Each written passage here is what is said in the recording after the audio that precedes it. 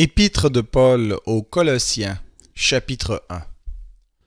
Paul, apôtre du Christ Jésus par la volonté de Dieu, et le frère Timothée, aux saints et fidèles en Christ qui sont à Colosse, que la grâce et la paix vous soient données de la part de Dieu notre Père. Nous rendons grâces à Dieu, le Père de notre Seigneur Jésus-Christ, et nous prions sans cesse pour vous. Nous avons en effet entendu parler de votre foi en Christ Jésus et de l'amour que vous avez pour tous les saints, à cause de l'espérance qui vous est réservée dans les cieux, et que la parole de vérité, celle de l'Évangile, vous a précédemment fait connaître. Cet Évangile est parvenu chez vous, tout comme il porte des fruits et fait des progrès dans le monde entier. Il en est de même chez vous depuis le jour où vous avez entendu et connu la grâce de Dieu selon la vérité, d'après les instructions que vous avez reçues d'Épaphras, notre bien-aimé compagnon de service. Il est pour vous un fidèle ministre du Christ. Il nous a signalé de quel amour l'Esprit vous anime. C'est pourquoi, nous aussi, depuis le jour où nous l'avons appris, nous ne cessons de prier Dieu pour vous et de demander que vous soyez remplis de la connaissance de sa volonté, en toute sagesse et intelligence spirituelle. Marchez d'une manière digne du Seigneur pour lui plaire à tout point de vue. Portez des fruits en toutes sortes d'œuvres bonnes et croissez dans la connaissance de Dieu. Devenez puissants à tous égards par sa force glorieuse, en sorte que vous soyez tout à fait persévérants et patients. Avec joie, rendez grâce au Père qui vous a rendu capable d'avoir part à l'héritage des saints dans la lumière. Il nous a délivrés du pouvoir des ténèbres et nous a transportés dans le royaume de son Fils bien-aimé, en qui nous avons la rédemption, le pardon des péchés. Il est l'image du Dieu invisible, le premier-né de toute la création, car en lui tout a été créé dans les cieux et sur la terre, ce qui est visible et ce qui est invisible, trône, souveraineté, principauté, pouvoir, tout a été créé par lui et pour lui. Il est avant toute chose, et toute chose subsiste en lui. Il est la tête du corps de l'Église, il est le commencement, le premier-né d'entre les morts, afin d'être en tout le premier. Car il a plu à Dieu de faire habiter en lui toute plénitude, et de tout réconcilier avec lui-même, aussi bien ce qui est sur la terre que ce qui est dans les cieux, en faisant la paix par lui, par le sang de sa croix. Et vous, qui étiez autrefois étrangers, et ennemis par vos pensées et par vos œuvres mauvaises, il vous a maintenant réconciliés par la mort dans le corps de sa chair, pour vous faire paraître devant lui saints, sans défaut et sans reproche, si vraiment vous demeurez dans la foi, fondés et établis pour ne pas être emportés loin de l'espérance de l'Évangile que vous avez entendu, qui a été prêché à toute créature sous le ciel, et dont moi, Paul, je suis devenu le serviteur. Je me réjouis maintenant dans mes souffrances pour vous, et je supplée dans ma chair à ce qui manque aux afflictions du Christ pour son corps qui est l'Église. C'est d'elle que je suis devenu serviteur. J'ai été chargé par Dieu de vous annoncer pleinement la parole de Dieu, le mystère caché de tout temps et à toutes les générations, mais dévoilé maintenant à ses saints, à qui Dieu a voulu faire connaître quelle est la glorieuse richesse de ce mystère parmi les païens, c'est-à-dire Christ en vous, l'espérance de la gloire. C'est lui que nous annonçons en avertissant tout homme et en instruisant tout homme en toute sagesse, afin de rendre tout homme parfait en Christ. C'est à cela que je travaille, en combattant avec sa force qui agit puissamment en moi. Épître de Paul aux Colossiens, chapitre 2. Je veux en effet que vous sachiez quel grand combat je soutiens pour vous, pour ceux de Laodicée et pour tous ceux qui n'ont pas vu mon visage, afin que leur cœur soit consolé, qu'ils soient unis dans l'amour et enrichis d'une pleine certitude de l'intelligence, pour connaître le mystère de Dieu, Christ, en qui sont cachés tous les trésors de la sagesse et de la connaissance. Je dis cela afin que personne ne vous trompe par des discours séduisants, car si je suis absent de corps, je suis avec vous en esprit, voyant avec joie le bon ordre qui règne parmi vous et la solidité de votre foi en Christ. Ainsi, comme vous avez reçu le Christ Jésus, le Seigneur, marchez en lui, soyez enracinés et fondés en lui, affermis dans la foi d'après les instructions qui vous ont été données, et abondez en actions de grâce. Prenez garde que personne ne fasse de vous sa proie par la philosophie et par une vaine tromperie, selon la tradition des hommes, selon les principes élémentaires du monde et non selon Christ. Car en lui habite corporellement toute la plénitude de la divinité.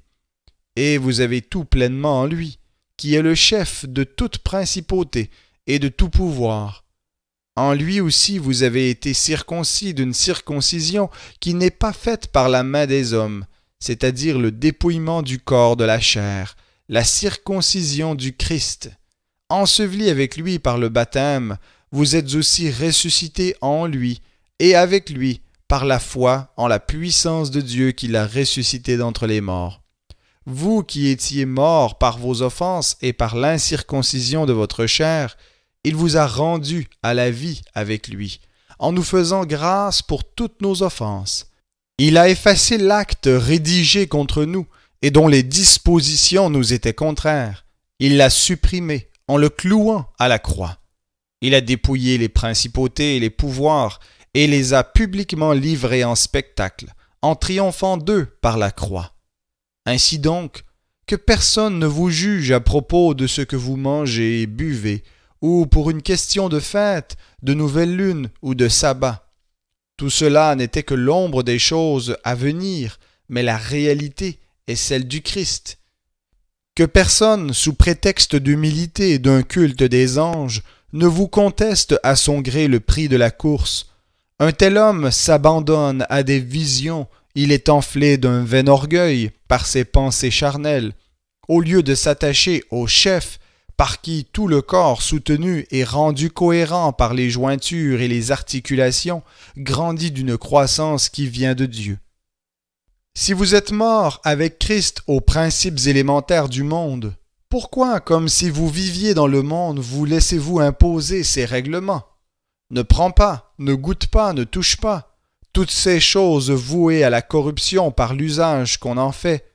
Il s'agit de préceptes et d'enseignements humains, qui ont, il est vrai, une apparence de sagesse en tant que culte volontaire, humilité et rigueur pour le corps, mais qui ne méritent pas d'honneur et contribuent à la satisfaction de la chair.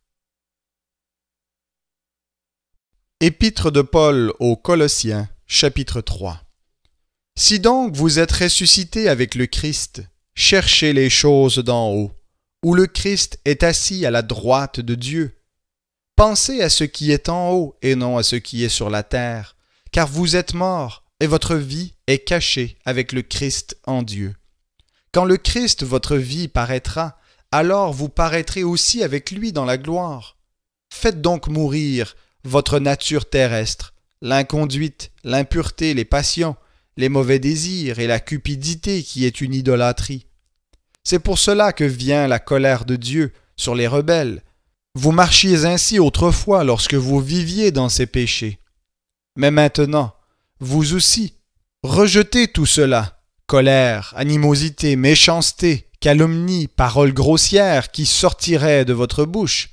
Ne mentez pas les uns aux autres, vous qui avez dépouillé la vieille nature avec ses pratiques et revêtu la nature nouvelle, qui se renouvelle en vue d'une pleine connaissance selon l'image de celui qui l'a créée. Il n'y a ni grec, ni juif, ni circoncis, ni incirconcis, ni barbare, ni scythe, ni esclave, ni libre, mais Christ est tout et en tous. Ainsi donc, comme des élus de Dieu, saints et bien-aimés, revêtez-vous d'ardente compassion, de bonté, d'humilité, de douceur, de patience. Supportez-vous les uns les autres et faites-vous grâce réciproquement. Si quelqu'un a sujet de se plaindre d'un autre, comme le Christ vous a fait grâce, vous aussi faites de même. Mais par-dessus tout, revêtez-vous de l'amour qui est le lien de la perfection. Que la paix du Christ à laquelle vous avez été appelés pour former un seul corps règne dans vos cœurs. Soyez reconnaissants. Que la parole du Christ habite en vous avec sa richesse.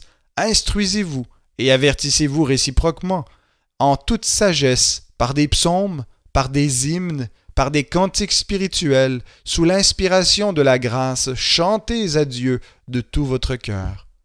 Quoi que vous fassiez, en parole ou en œuvre, faites tout au nom du Seigneur Jésus, en rendant grâce par lui à Dieu le Père.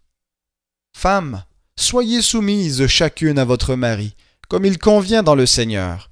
Marie, aimez chacun votre femme et ne vous aigrissez pas contre elle. Enfants, obéissez en tout à vos parents, car cela est agréable dans le Seigneur.